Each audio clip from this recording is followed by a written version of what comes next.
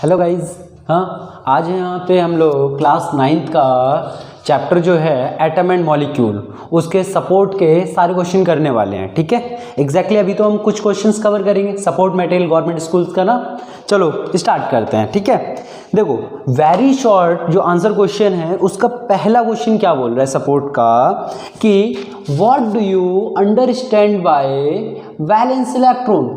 Valence electron से आप क्या समझते हैं? सिंपल सी डेफिनेशन है ना। देखो इसका सीधा सा मतलब है, आप लोगों को क्या पता है, जैसे कि ये एक स्ट्रक्चर ऑफ एटम होता है। कोई भी एटम आपको पता है इस तरीके का दिखता है कि नहीं दिखता?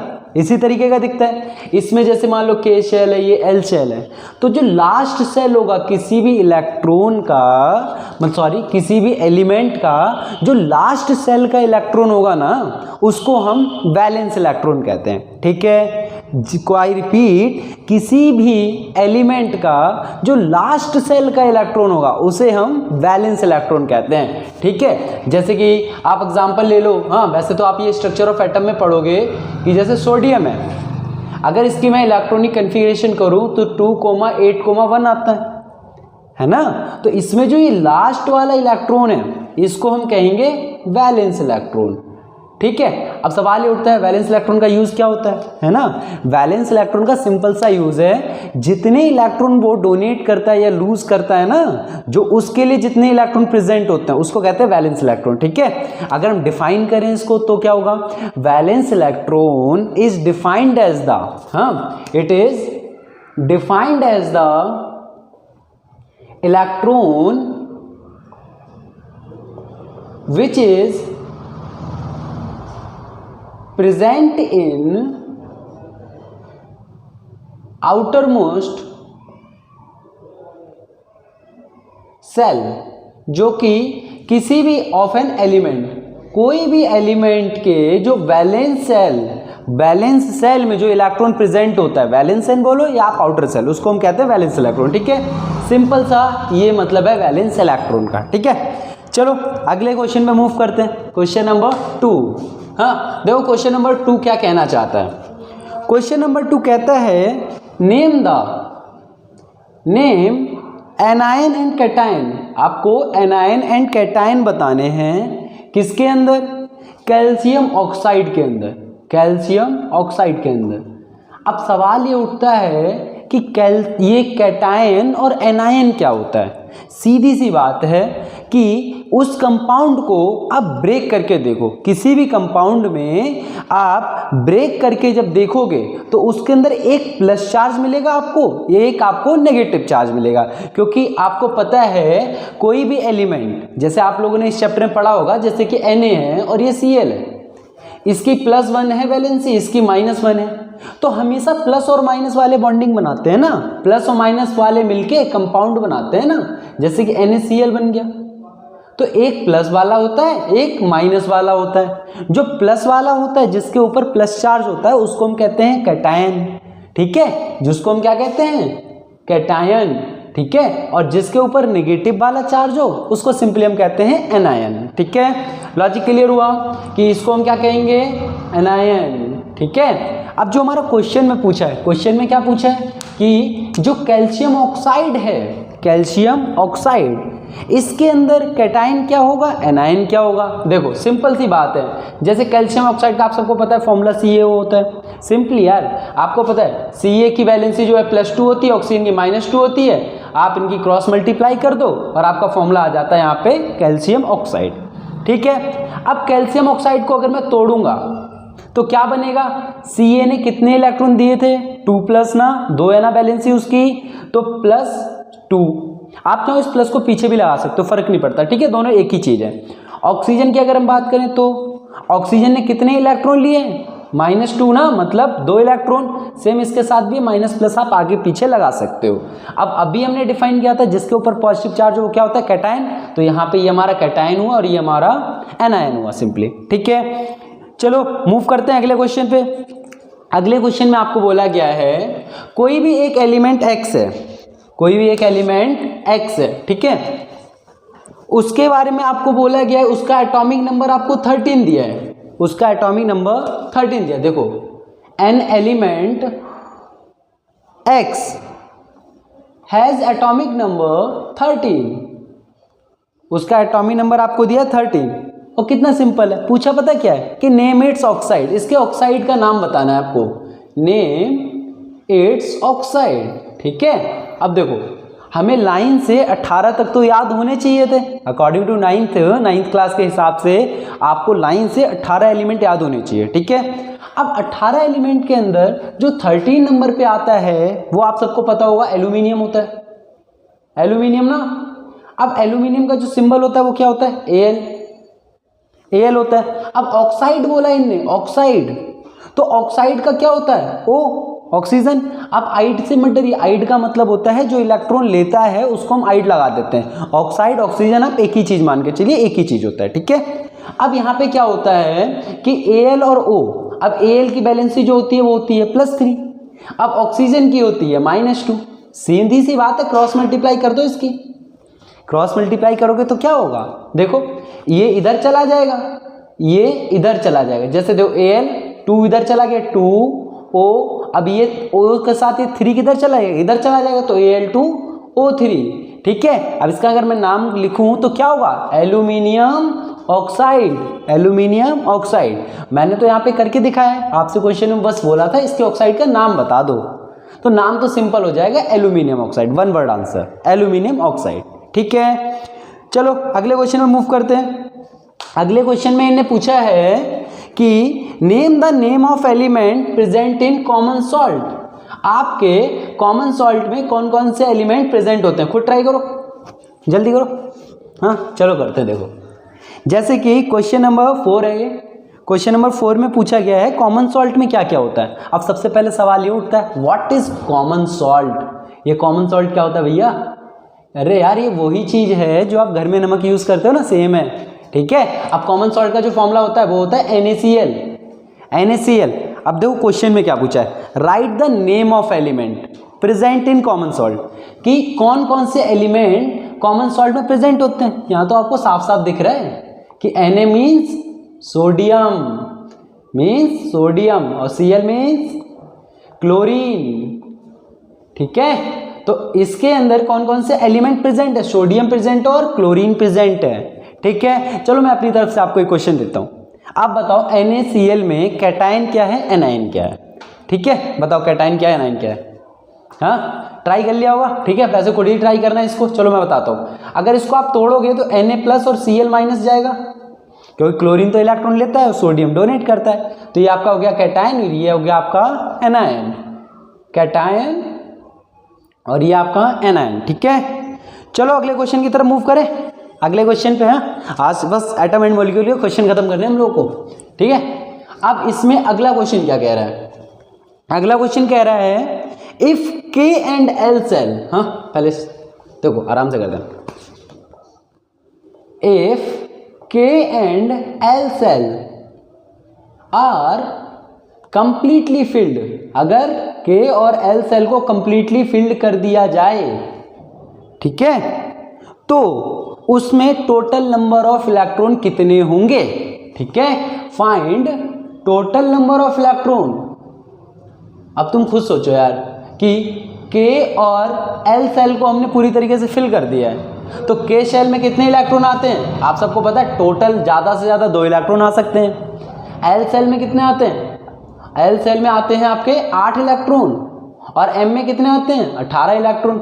बट हमसे क्या बोला गया है कि if K and L cell are completely filled, K और L सेल कंप्लीटली फिल्ड हैं बस, और कुछ नहीं बोला गया है, तो उसके पास टोटल इलेक्ट्रॉन कितने होंगे, जोड़ दो यार, सिंपल है, K और L है, टोटल इलेक्ट्रॉन कितने होंगे, 8 + 2 is equal to what, 10 electron. ठीक है, कि खुद सोच लो ना यार, K और L सेल कंप्लीटली फिल्ड है तो टोटल 10 इलेक्ट्रॉन तो होंगे उसके पास। ठीक है, चलो आगे चलते हैं। अगले क्वेश्चन में बोला गया है name 2 elements that exist independent atom, आपको 2 ऐसे एलिमेंट के नाम बताने हैं जो इंडिपेंडेंट एग्जिस्ट करते हैं। अब क्वेश्चन का मतलब भी समझ नहीं आया कि इंडिपेंडेंट का मतलब क्या है, इंडिपेंडेंट एग्जिस्ट मतलब किसी पे डिपेंड नहीं करते। ऐसे 2 एलिमेंट के नाम बताओ जो किसी पे डिपेंड ना करें।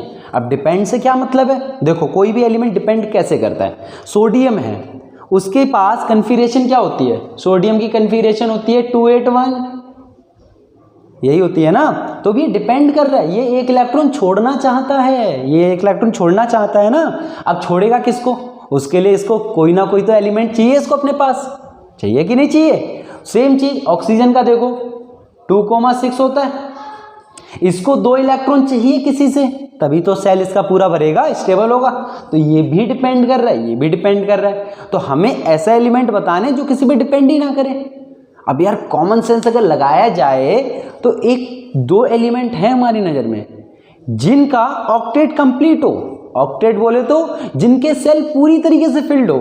अगर सेल पूरी तरीके से फिल्ड होंगे तो खुद सोचो, क्या वो एलिमेंट किसी से इलेक्ट्रॉन लेगा? सिंपल सी बात है, नहीं लेगा। कोई अपने आप में जब खुश है, अपने घर में खुश है, तो वो बाहर से कर्जा क्यों लेगा यार, या बाहर डोनेट क्यों करेगा? नहीं करेगा ना। सेम चीज तो हमारे यहाँ पे जो एलिमेंट होंगे वो कौन से होंगे, हमारे होंगे हीलियम एंड नियोन। आपके और भी हो सकते हैं, सिर्फ ये 2 नहीं, क्वेश्चन में 2 मांगे थे, ठीक है। कैसे है देखो, 2 इलेक्ट्रॉन होते हैं, 2 एटॉमिक नंबर, इसका एटॉमिक नंबर 10 होता है। कन्फिगरेशन अगर करें तो 2,8, देखो ये भी पूरा भरा हुआ है, ये भी पूरा भरा हुआ है, तो किसी से इलेक्ट्रॉन ना लेगा ना इलेक्ट्रॉन देगा। क्लियर? चलो अगले क्वेश्चन पे चलते हैं। अगला क्वेश्चन देखो न्यूमेरिकल है। इनने पूछा है हाउ मेनी एटम्स, चलो इसको लिख के करेंगे ना। देखो क्वेश्चन में पूछा है how many atoms are there in 1 gram of hydrogen. 1 gram hydrogen के अंदर कितने एटम होते हैं? ठीक है, चलो इस पे मूव करते हैं। हमें सबसे पहले पता है कि नंबर ऑफ मोल्स निकालना जरूरी होता है ऐसी कंडीशन में, है ना। अब नंबर ऑफ मोल्स का हमें फॉर्मूला पता है क्या होता है, गिवन मास अपॉन में मोलर मास, यही होता है ना। अगर मोल कॉन्सेप्ट नहीं पता तो जाके एटम एंड मॉलिक्यूल के पहले प्लेलिस्ट चेक करो एक बार, है ना। बहुत इंपॉर्टेंट कॉन्सेप्ट है, ये आना आपको जरूरी है। देखो हमें निकालना number of moles, given mass कितना है 1 ग्राम, मतलब 1 डाल दो। मोलर मास कितना है, मोलर मास आपको पता है हाइड्रोजन का मास जो होता है वो 1 एटॉमिक यूनिट होता है, 1 होता है ना। तो डी के डाल दिया नीचे 1। अब ये किसके इक्वल है, नंबर ऑफ मोल के। मीन्स अगर कटिंग किया जाए तो 1 मोल आंसर आ गया आपका। लेकिन हमें तो क्या निकालना है, हमें नंबर ऑफ एटम निकालना है। नंबर ऑफ एटम, हमें मोल से कोई लेना देना नहीं है। अब हमें क्या पता है कि 1 मोल में कितने एटम होते हैं, 6.022 इंटू 10⁻23 एटम ना। 6.022 इंटू 10⁻23 एटम होते कि नहीं होते? सिंपल सी बातें होते हैं, ठीक है। अब यहाँ पे तो 1 ही मोल प्रेजेंट है, तो जाहिर सी बात है इतने ही एटम प्रेजेंट होंगे। तो 1 ग्राम हाइड्रोजन के अंदर 6.022 इंटू 10⁻23 एटम प्रेजेंट होते हैं, ठीक है। अगर यहाँ पे 2 मोल आ जाता तो 2 से मल्टीप्लाई कर देते, 3 मोल आ जाता तो 3 से मल्टीप्लाई कर देते, ठीक है। सिंपल ना, ठीक है। चलो आगे काम करते हैं। आगे 8वां question, question number 8। Question number 8 में देखो क्या पूछा है, identify polyatomic in MgCO3। Polyatomic ion को आप आइडेंटिफाई करो MgCO3 के अंदर, ठीक है। पहले MgCO3 देखो, मतलब हमें बताना है poly atomic ion, poly atomic ion इन MgCO3। अब सवाल ये उठता है पॉली एटॉमिक आयन क्या होता है भैया? आयन तो सुना है ना। आयन क्या होता है, कोई भी एलिमेंट जिसके ऊपर चार्ज आ जाए, any element having charge is known as ion, ठीक है। अब देखो हुआ क्या, ये बोला कि पॉली एटॉमिक आयन, पॉली से देखो, पॉली मतलब आप जानते क्या हो, बहुत सारे, पॉली मतलब बहुत सारे, एटॉमिक मतलब बहुत सारे एटम होने चाहिए, बहुत सारे एटम होने चाहिए ना, उसे हम बोलेंगे पॉली एटॉमिक आयन, ठीक है। देखो पॉली एटॉमिक आयन का मतलब तो हमें क्लियर हुआ है ना। अब इसको देखो कि ये MgCO3 है, ये पॉली एटॉमिक आयन है कि नहीं है ना। देखो इसमें क्या होगा आपका, अगर मैं इसको तोड़ूं तो ये क्या बनेगा, Mg2 प्लस CO3 2-। आप सबको पता है क्योंकि ये मैग्नीशियम है, ये आपको कार्बोनेट है, याद होना चाहिए, इसे हम क्या बोलते हैं, कार्बोनेट। क्लियर हुआ, कार्बोनेट, ठीक है। अब देखो मैग्नीशियम तो ठीक है यार, बेचारा अकेले एक एलिमेंट के साथ ही खुश है, मैग्नीशियम है ना, उसके साथ कोई और एलिमेंट तो है नहीं, ठीक है। कार्बोनेट के अंदर जरा देखो, ये रहा कार्बन, 3 एटम ये ऑक्सीजन का पकड़ के बैठा भैया, देखो CO3, एक कार्बन का 3 ऑक्सीजन का। तो इसके अंदर बहुत सारे एटम आ गए कि नहीं आ गए? सोचो, एक से ज़्यादा है कि नहीं है? एक से ज़्यादा है, इसका मतलब ये क्या हुआ? पॉलीएटॉमिक। ठीक है, तो आपसे अगर पूछा जाए क्या MgCO3 में पॉलीएटॉमिक आयन है? हाँ भैया, ऑफ कोर्स है, डेफिनेटली। ठीक है, अब अगर उसके अंदर है तो अब बोला जाए कौन है, तो वो है आपका CO3। क्लियर है? कोई दिक्कत? कोई दिक्कत नहीं। अब चलो आगे बात करते हैं दूसरे पे। इसका जो वेरी शॉर्ट का लास्ट क्वेश्चन है, वेरी शॉर्ट का जो लास्ट क्वेश्चन है वो क्या है आपका कि लॉ ऑफ डेफिनेट प्रोपोर्शन को आपको स्टेट करना है कि what is law of definite proportion, है ना। अब देखो क्या होता है, इसको भैया स्टेट करना है आपको। देखो, लॉ ऑफ डेफिनेट प्रोपोर्शन पहली बात कहता क्या है पता है? कोई भी कंपाउंड अगर प्रेजेंट है, फॉर एग्जांपल C+O2, ये बनता है CO2, आपको पता है ये बात अच्छे से। ठीक है, अगर हम CO2 का मास निकालें तो ये आपका आएगा कार्बन का आपको पता है 12 होता है, ऑक्सीजन का एक एटम का मास होता है 16। यहाँ कितने एटम है? 2 एटम, तो 16 × 2 अगर करोगे 16 × 2 तो ये आएगा आपका 32। ठीक है, हमें निकालना होता है इसका रेशियो या प्रोपोर्शन। देखो, प्रोपोर्शन इसलिए बोला गया, कभी कभी जो कंपाउंड आपका आ जाता है उसमें 2 से ज़्यादा एलिमेंट आ जाते हैं, फॉर एग्जाम्पल H2SO4 अगर आ गया तो, है ना, इसीलिए यहाँ पे हम रेशियो से काम चला लेंगे। देखो, अगर यहाँ पे देखा जाए 4 से कटेगा, 4 3 जा 12, 4 8 जा 32, तो हमें पता चला कार्बन और ऑक्सीजन 3:8 के रेशियो में प्रेजेंट हैं। लेकिन 3:8 ये है क्या? एक बात बताओ, देखो 12 क्या इसका मास था, 12 इसका मास है ना, इधर 32 इसका मास है, तो ये भी तो रेशियो जो आया है वो किसका आया है? मास का आया है। ठीक है, क्योंकि हमने हर चीज में तो मास लिया हुआ है। ठीक है, चलो अब स्टेट करते हैं। यही बात है आपका जो लॉ ऑफ डेफिनेट प्रोपोर्शन आपका बताता है कि law of definite proportion states that, हाँ, it states that the element,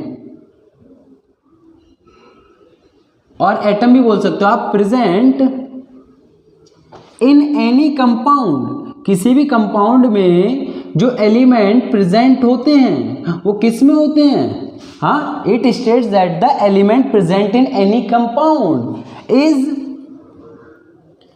present in any compound is in fixed proportion. ये किस में होते हैं? फिक्स्ड प्रोपोर्शन में होते हैं। ठीक है, अब फिक्स्ड प्रोपोर्शन किसका होता है? मास का होता है ना, तो by mass, fixed proportion by mass. Clear हो गया? ठीक है, इसी के साथ हमने वेरी शॉर्ट आंसर क्वेश्चन के सारे क्वेश्चंस खत्म कर लिए। ठीक है, शॉर्ट आंसर क्वेश्चंस के लिए हम लोग एक सेपरेट वीडियो रखेंगे, नहीं तो वीडियो की लेंथ बहुत ज़्यादा लंबी हो जाएगी। ठीक है, पढ़ते रहिए आप लोग, है ना। मिलते हैं नेक्स्ट वीडियो में, तब तक के लिए bye bye and see you.